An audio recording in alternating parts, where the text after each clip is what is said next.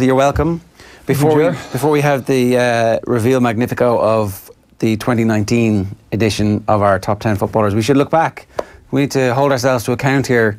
Here's January 2018 and the top 10 that we picked. 10 was Michael Murphy, 9 Brian Fenton, 8 Paul Gainey, 7 Andy Moran, 6 Conor McManus, 5 Conor Gilligan, 4 Jack McCaffrey, 3 Dermot Connolly, 2 Lee Keegan and 1 James McCarthy. It's not bad.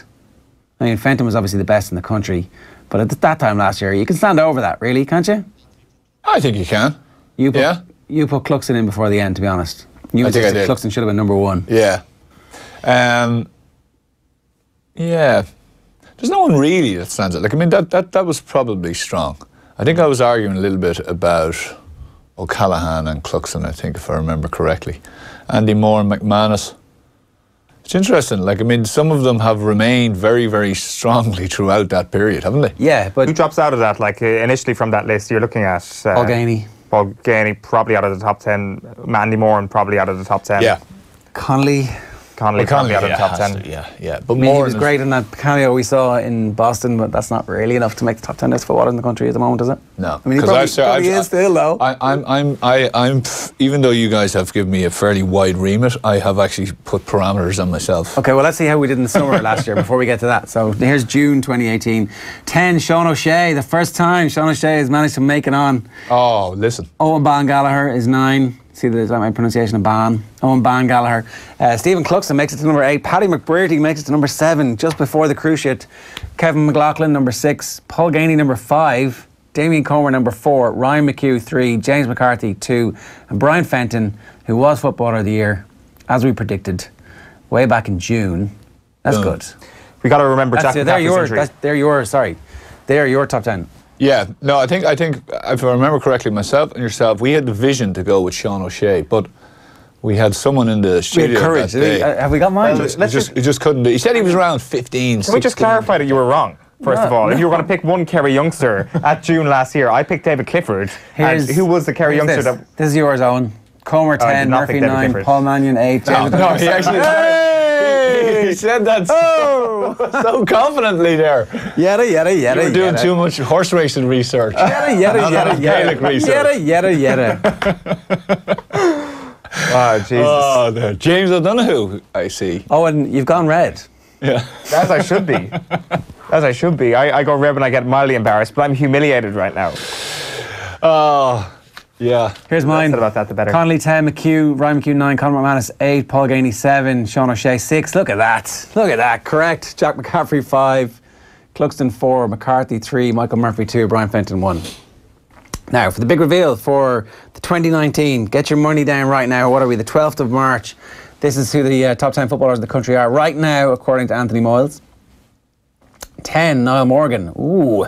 9, Conor McManus. 8, Diarmuid O'Connor. 7, Kieran Kilkenny. 6, Donald Keogan. 5, James McCarthy. 4, Paul Mannion. 3, David Clifford. 2, Sean O'Shea. 1, Brian Fenton. Wow, Clifford gets in despite not having played a second of football. Yeah, yeah. Wow. So my parameters went a little bit out the window on him, but I have to keep him in there.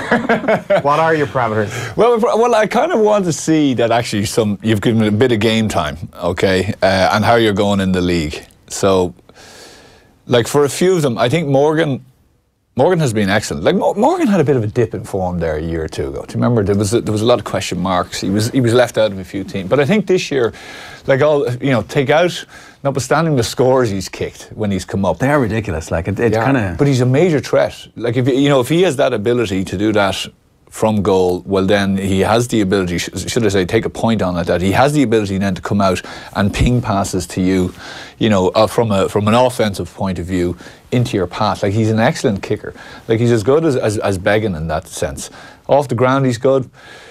He's conceded, I think, 3 goals, 2 against which were Mayo. So he's had 3 clean sheets, and the Mayo game was a farce, really. And he conceded a pretty well. It was a good goal against Roscommon, but he's been solid, and I think he's a real leader for them in there. I was between him and Petey Hart for Tyrone, because I think Hart, like we were talking about this a couple of weeks ago, Tyrone have done exactly what they did last year.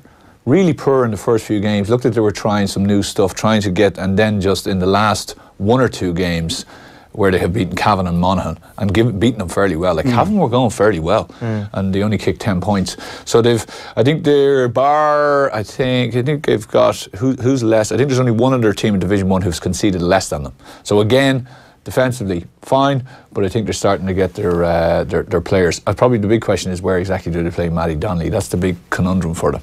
But I think he deserves to be in there. Like, I mean, Cluxton's obviously still up there, but we just haven't seen him. Yeah, you know? yeah. So Niall Morgan is 10. Conor McManus is 9. That's fairly straightforward. He's still at the same level. I think it is. You know, he's still the main threat there. You know, he really is. You can see it in the games. It was nearly going to be like the McManus show a couple of weeks ago, I think, against Tyrone, but then Tyrone got a handle on him and put a lot of bodies around him.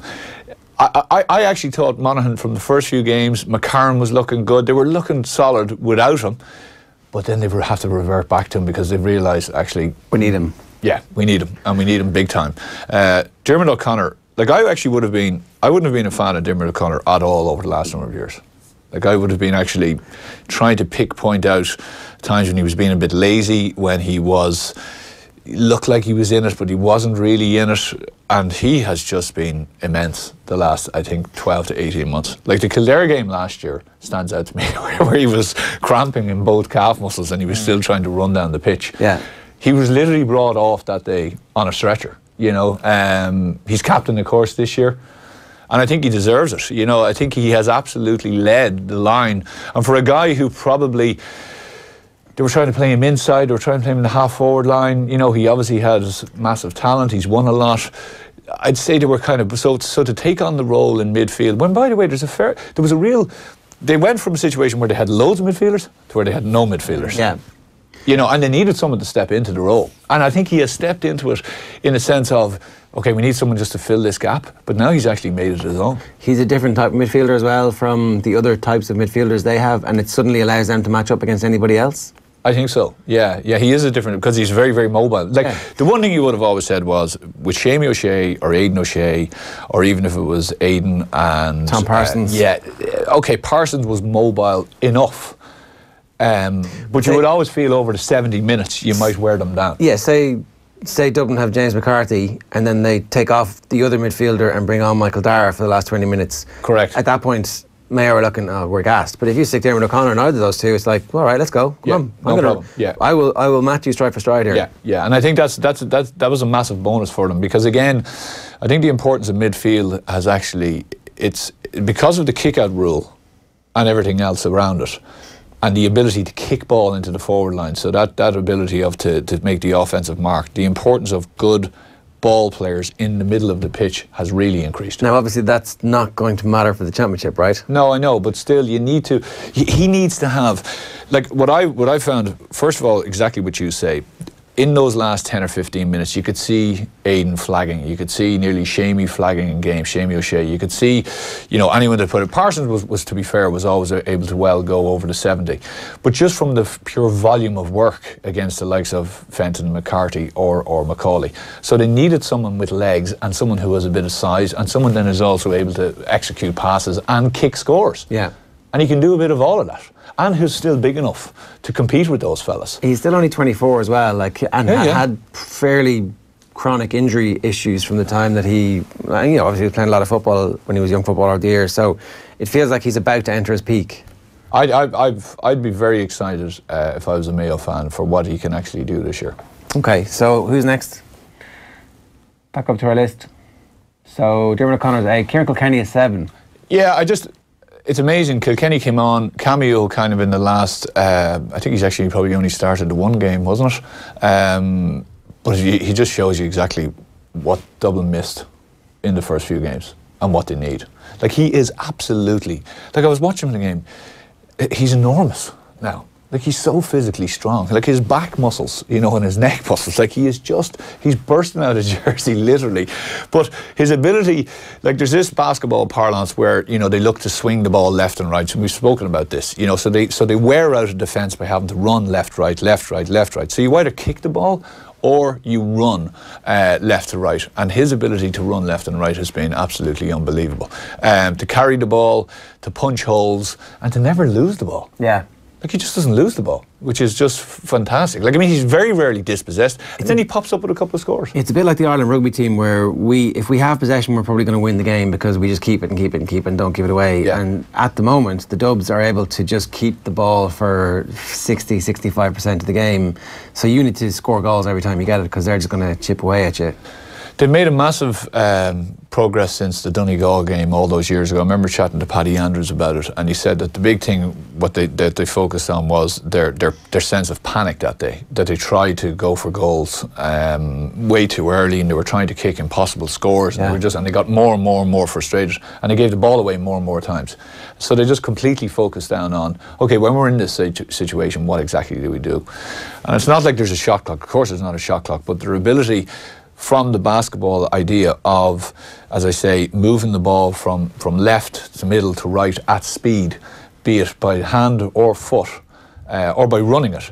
And with him, you've a guy that literally, when you give him the ball, you're pretty confident that he isn't going to lose the ball. Why is he not higher up on the list? Or is this because he hasn't played enough this year? It's probably just because he hasn't played enough. I think he probably would go way higher on the list after a couple of more games. Is he their most important player? I think after Cluxton... Outfield player. I think, well, I wouldn't say he's the most important. I think Fenton is the most important. Fenton is the Rolls Royce of that team. Mm-hmm. He's no doubt, no question about it. Fenton is their best footballer. I think he is, but I think he's also massively important. He is. Well, he definitely is mostly. But is that because of his footballing talent, or like I guess as a midfielder, your role is also absolutely vital. A bit of everything. I think it's his footballing talent, but also even in the league, he has come up with some big scores at vital times. You should do your bit for Kerry football and power rank the Dubs as individuals, to just insert into the group the individual dynamic as opposed to the group dynamic, because all they want to be is the best footballer on Owen's list, the best top 5 Dubs. Just well, to be honest with you, if I was picking the list, it just would be 10 Dublin players because they're a far superior county to the rest of us. But how would you order them, Owen? That's such a tricky thing. Well, that's what I'm saying. You get that out there now, and they'll post that up on the dressing ball. They'll start sharing that in their WhatsApp groups, and all of a sudden the 5 in a row is blown. Yeah, it is. Just a little bit of inner conflict. They put the I in team. I heard Kieran Kilkenny thinks he's a better footballer than Brian Fenton. No, that's a joke. That is not true. just to clarify that. Can somebody just tweet that there? Yeah, quote, unquote. Yeah, so I went for Donald Kilgan at 6. I knew you. Where is he from? Oh, there he is there now, look. Well, I have to say, like, I mean, this guy... No one's filled a number 6 jersey like that in about 20 years for you guys. Yeah, but that's true, yeah. He has been probably the most underrated player. And I'm not just saying this because he's from Meath, but this guy has been absolutely, utterly fantastic in the last 5, 6, 7 seasons. Like, I mean, he's very rarely beaten. And I'd love someone just actually do the stats on the men he marks, because he's marked some of the best. He has literally played cornerback, fullback, the other corner, halfback, left back, right halfback.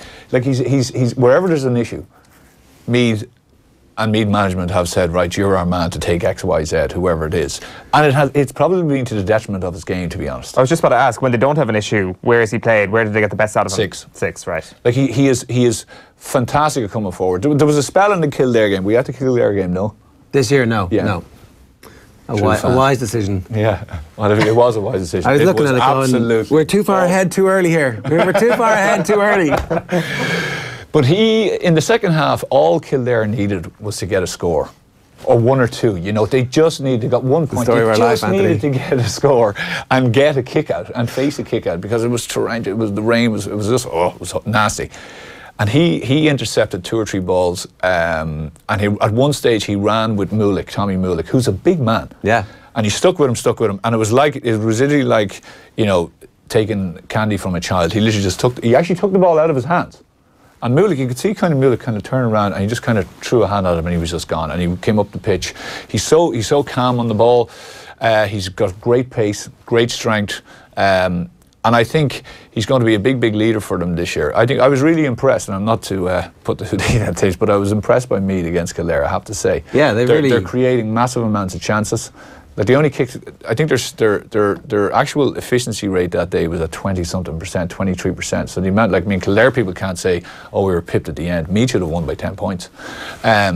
So he definitely goes in there, I think, from a point of view also to watch this year. I'm Googling everybody's age here. Kieran Kilkenny is only 18 months older than Diarmuid O'Connor. I would have said that, Wow. you know, Diarmuid O'Connor's still technically a young player, but actually he's not really. He was 24 recently enough, so at the start of January. Donald Keoghan is 27, but I also didn't realise that he's got a PhD in pharmaceutical and medicinal chemistry from the RCSI. That guy's smart. Yeah, he's no dozer. No. Would he get into any team in the country? Yes. Including Dublin? He's in the top 10 footballers in the country in our list. I think of course he would. What are you talking about? This is the power rankings of the official top 10 footballers in the country. See, he's trying to come around the side here to question my... Come on. I think he would. I think he would. He's number 6 on his list. And I think most people would say, like, I mean, you would have no doubt. Like, whoever you're marking, I'd say, right, go in there and just do a job on it. And you'd know, you'd literally be that confident. In this ultimate, if you're going by his list, Stephen Cluxton doesn't get into the best team in the country. So it's not a stupid question. Stephen Cluxton's not in the top 10 footballers according to Anthony at the moment. Well, that's what I mean. I mean, like, if you're picking a team right now, are you actually, sorry to change subject here, are you actually saying to me that Niall Morgan will be your starting goalkeeper? If I had everyone? If you had everyone? No. Exactly. So that's why I asked the question. It's not a stupid question. Stupidest tension in here. Stupidest question of the morning so far. What's next? Who's number 5? Number 5, James McCarthy. Yeah, like, I mean, he probably even needs to go a little bit higher up. But has his form dipped this year? No, not really. Like, I mean, he's a guy, he's been on the go now, playing at such a level for the last number of years. He's in that Fenton kind of just Rolls Royce type thing. He just blows guys out of the way, makes the right decisions, kicks a few scores, gets back, does a savage amount of work. I think he suffers a little bit in terms of the public perception because he doesn't have a single position, in that he's always brilliant no matter where he plays, and he can play anywhere in 5 or 6 places. Yeah. No, he's a nightmare. If like, I mean, if you're a 10 or a 12 or an 8 or 9, you see him coming on to you, you're just like, oh no, not really. You know it's going to be a tough day. Just a reminder, it's 8:28 AM this Tuesday morning. If you're just listening to us on offtheball.com, it's OTB AM. We're running through the top 10 footballers in the country. It's your sports breakfast show here on Off the Ball. If you want to get in touch with us, you can leave a comment wherever you are streaming this or listening to it. You can also listen to the show live every morning on offtheball.com. Just hit listen, minimise and go about your morning. Anthony Moyles is with us. Number 4 here, I think this is a bit controversial. Where the hell is Cormac Costello, the most dangerous footballer in the country at the moment? You've got Paul Mannion in ahead of him. Yeah, because, and this is going to be, I'm still not convinced. Really? Yeah. I think this is the season that it's like, 10 years of promise. We've been hearing about this, and all of a sudden... Yeah, and you know what? I hope it is for him, because to be fair to the lad, I'd say it's been a very... Okay, well, how frustrating can it be when you're just picking up All-Irelands, even if you're 24 in the panel? But it can be, right? If you're a winner and you're a person who wants to get on the pitch, if you're being given 2 minutes here, 1 minute there, after being heralded as the next big thing, that has to be frustrating. You know, it has to be probably a little bit even, you know, kind of depressing at times, where you're kind of saying to yourself, what exactly do I have to do? Yeah. You're looking at fellas like Conor Gilligan just coming out and all of a sudden getting in ahead of you. So for Costello, what age is he? 24. Well, there you go. Like, 25 in July. He's been around a long time now, since that minor breakthrough, with very little game time. Yeah. Not even that much game time in the league. Like, you know, this has kind of been... No, there were years when you thought that he was going to start every league game. I was like, no, not even in the matchday squad for some of the league games. Yeah. I don't know what was going on behind the scenes. Maybe he just had to grow up, and, you know, that happens at times. Maybe fellas, physically, I think he has grown up. Like, I mean, he's a much bigger guy now from a physical point of view than he was, obviously, 3 or 4 years ago. Obviously doing a bit of MMA training as well. He's got all the holds. Yeah, he definitely has one of those. I just think he is a lethal player. He's a confidence player. You can see him now, his confidence is up. But, you know, like, okay, the Higgins goal, I would be very, very disappointed if I was Higgins and if I was Horan from a defensive point of view. No one ever doubled up and helped them. So, but he has done enough in games to kick scores and everything else. He seems to be a bit more serious about his game. He seems to be a bit more committed about his game. Yeah. I'd say Gavin wanted him to make the transition from, I could be the next big thing, to I want to be the next big thing. Yeah. And that is a big step, you know, in the psychology of a player. That's the picture on screen there. Bernard Brogan is there. This is 2017. Bernard Brogan's there. Connolly is there. I think Con is hiding. Paddy Andrews is there as well. Yeah. I didn't realise this. In 2014, in the All-Ireland quarter-final, Costello was a sub against Monaghan. He was selected at corner forward against Donegal in the semi-final. So maybe he got blamed a little bit in the managerial mind. Did he start that game? I think he did start that game. Yeah. I think if I remember correctly, he did. But that would have been a hard... Like, Okay, maybe it was. I don't think it was down to one game. I think Mannion has been playing so well, and he is at such a level. Again, if I was, an opposition manager, and you're looking at 6 forwards, I'm probably more worried about Mannion than I am about Costello. I'm thinking to myself, okay, I really have to get this guy nailed down, because Costello's a bit more of a, he's in the pocket, he's doing a bit more damage inside, whereas Mannion can do that. He can come in, but he can also roam. He's got that unbelievable pace where he gets it, he just drops his shoulder and he's gone by you, and he's creating havoc all over the place.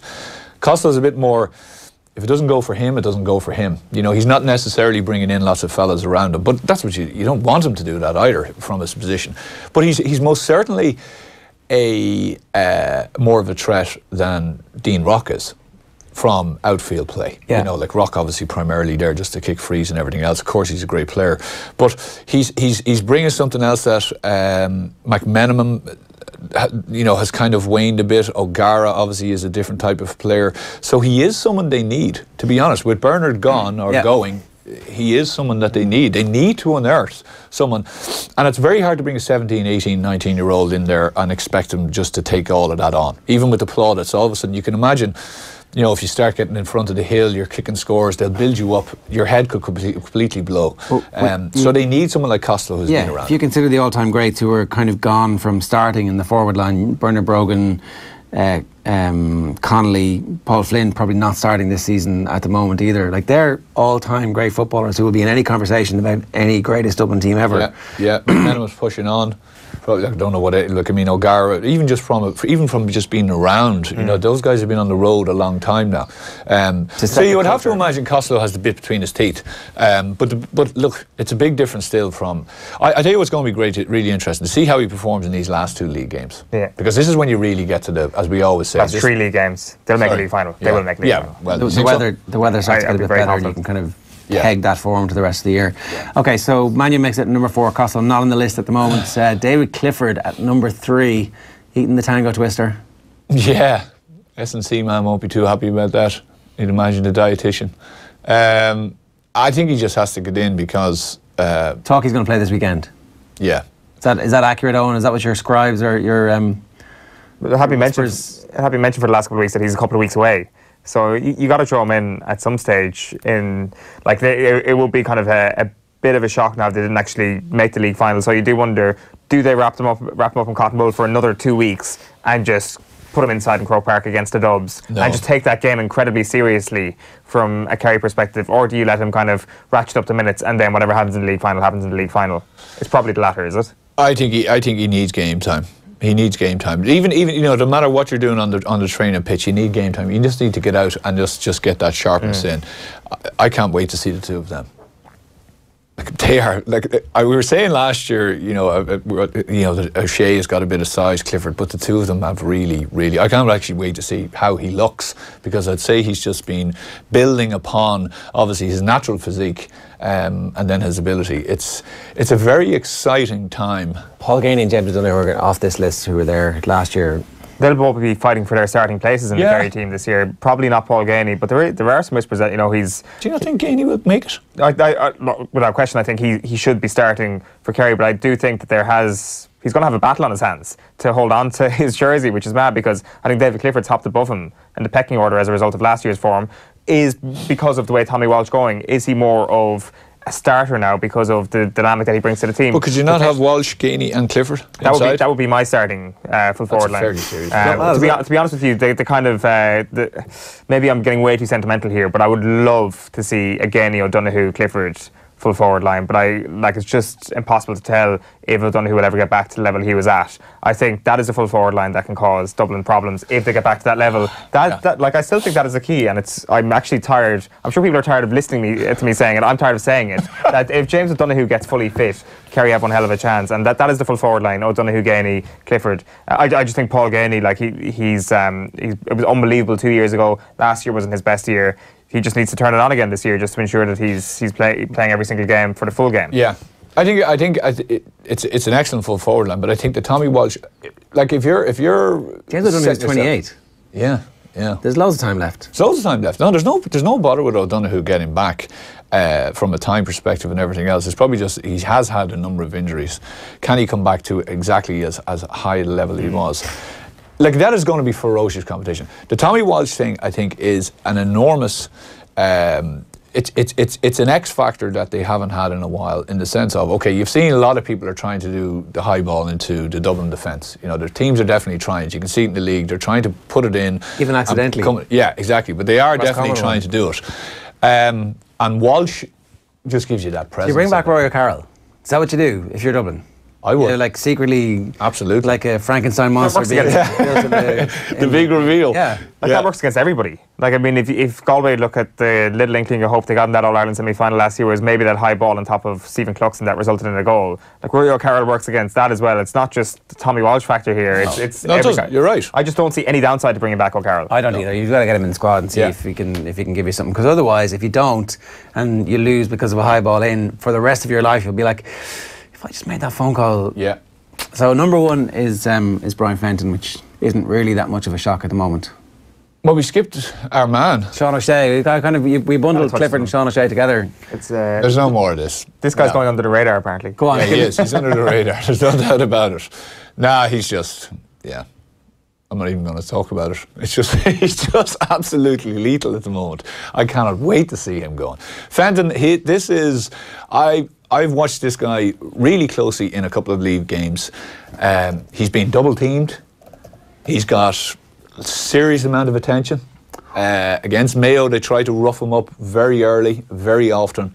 And he has an unbelievable ability for a big man to go from 0 to 100 very, very quickly. Like, his ability just to get away from you. Like, people kind of see it on, even at a game, and you think, oh, he's just kind of, he's just running.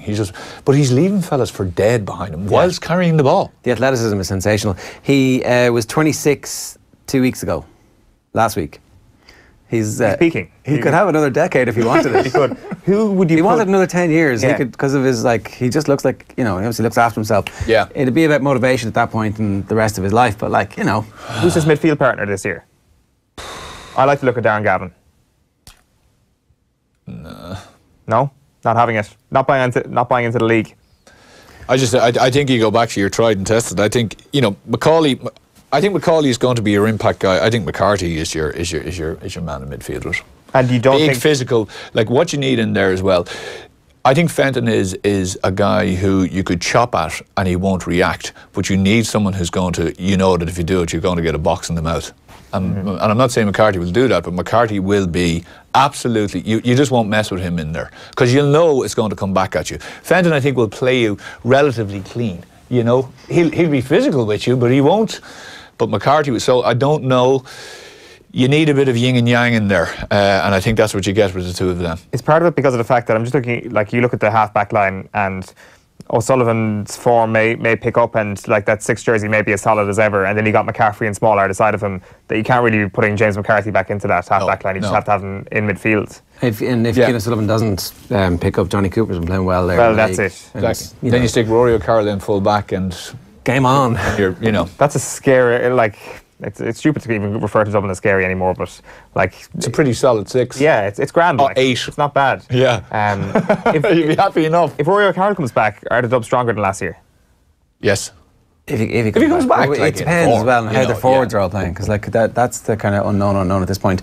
Yeah. Good stuff, Anthony. We're running the competition at the moment. Favourite Irish goal of all time? Do you have a favourite Irish soccer goal? Pick. You can go for one of the vintage ones. Owen's like, I don't remember any of those Ray Houghton goals. Yeah. Shane Long is Johnny Giles for me. Kevin Sheedy. Sheedy, or else Ronnie Whelan against Russia. Yeah, Ronnie Whelan against Russia was so unexpected, but Sheedy was like, we just needed it. Yeah. It was like the smell of want off us. Absolutely. Yeah.